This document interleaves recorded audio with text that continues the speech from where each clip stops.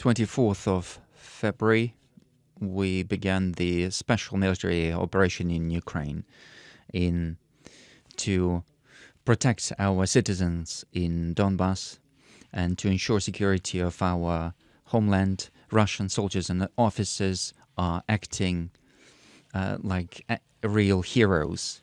Our military are fighting in a stoic way, fully understanding their duty. Even after injuries, soldiers and officers continue to fight. They sacrifice their lives in order to save their comrades and peaceful citizens.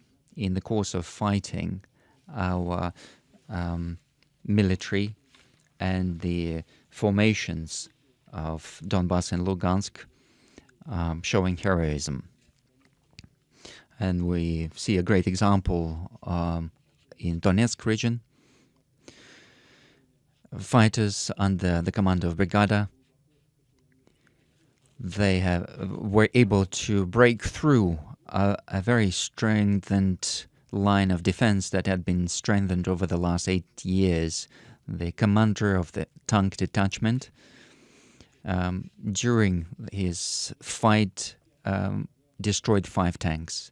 On the 25th of February, the head of the Alexei Lovkin, encountered 15 tanks and 6 BMP of the nationalists.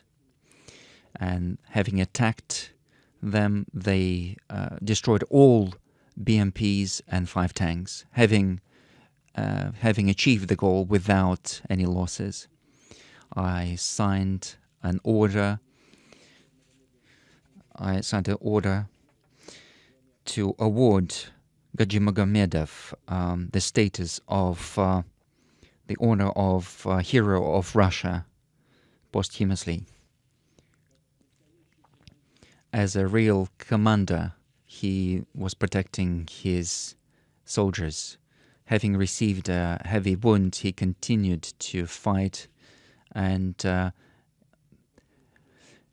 blew himself up with a grenade and the fighters who surrounded him, because he knew who he was dealing with. He was dealing with Nazis who abuse people.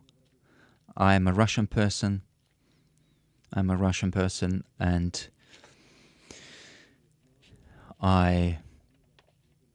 I see this heroism who is from somebody who is from Dagestan. And when I talk about other ethnic groups, I say I'm Chechen, I'm Ossetin, I'm Mordvin, and so on. All these 300 nationalities, ethnic groups that live in the territory of Russia. And I'm proud that I'm part of this world, part of this mighty, strong, multicultural state of Russia. And of course, I will never go back on my conviction that Russians and Ukrainians are the same people. Even though that a lot of Ukrainians have been threatened or scared or brainwashed, but some of them, of course, consciously went to fight for the Nazis, those who fought on the side of Hitler during Second World War. The fact that we are dealing with neo-Nazis is demonstrated by the fact, by the nature of the fighting. We see that there are lots of mercenaries from Middle East, and they are using peaceful citizens as human shields. There are absolutely objective data where they place heavy artillery in residential areas. They are acting in this way, and they are absolute gangsters, absolute bandits. And instead of moving away this heavy equipment from civil infrastructure and housing, they are bringing in rocket launchers and so on into these areas. They are holding thousands of young students, foreign citizens. They have been keeping over 3,000 Indian students in Kharkiv rail station, preventing them from leaving, and they keep leaving them, and about 576 students in Sumy. They started shooting at Chinese students who wanted to leave, and 2 of them got injured.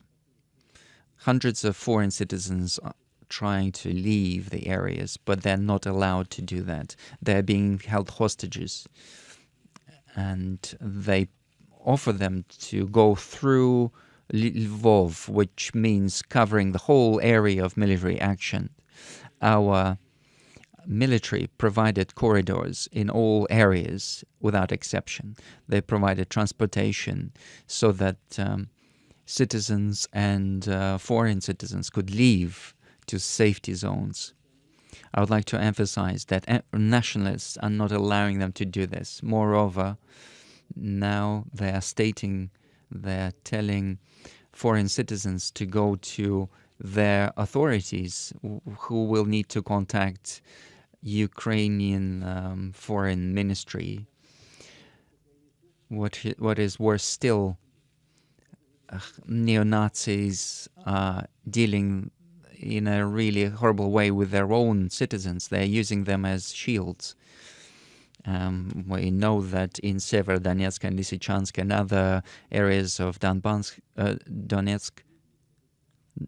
they are trying to move citizens from the upper floors in the buildings to the middle floors or lower floors, and they put some heavy equipment upstairs, and they put on the upper floors, they put snipers, and it was only the fascists, the Nazis, who were doing this in those areas when we fought them in the Second World War. And our soldiers and officers are trying to prevent any victims among civil population. Unfortunately, we're incurring losses, and our duty is to support the families of our people, of our personnel, those who fight for our cause, and to everyone who suffered or who lost their lives.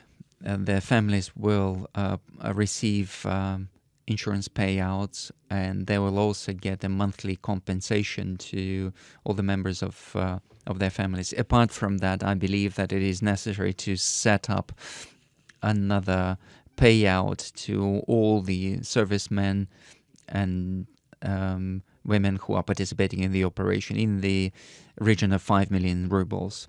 All military who are injured in the operation will receive a payout, insurance payout, and one single payout for any injury.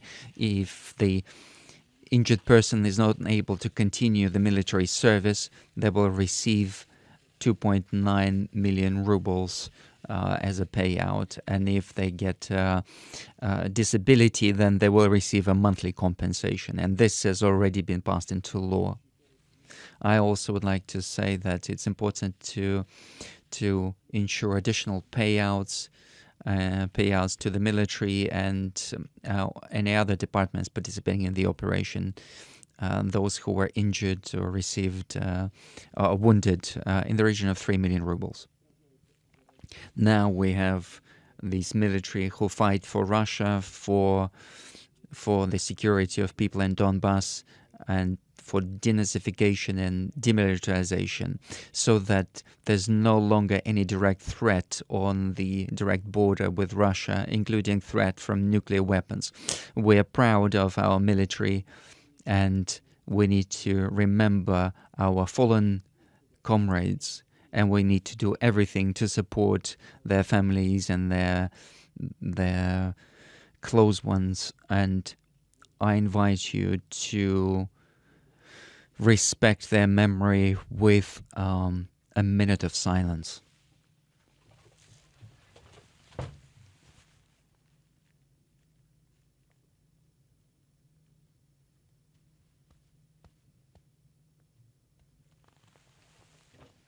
please. Dear comrades, I'd like to say that the special military operation is taking course in strict accordance with the plan and the schedule.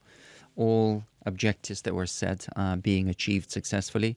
The Minister of Defense will continue with more detail.